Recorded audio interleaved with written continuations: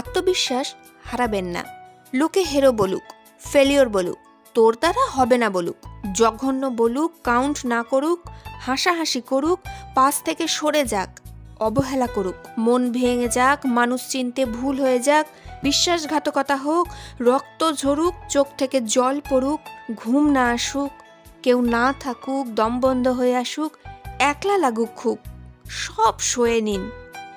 মুখ চিনুন, মুখোশ চিনুন, সঙ্গ চিনুন, রঙ্গ চিনুন, রুক্ষ চিনুন, দুঃখ চিনুন।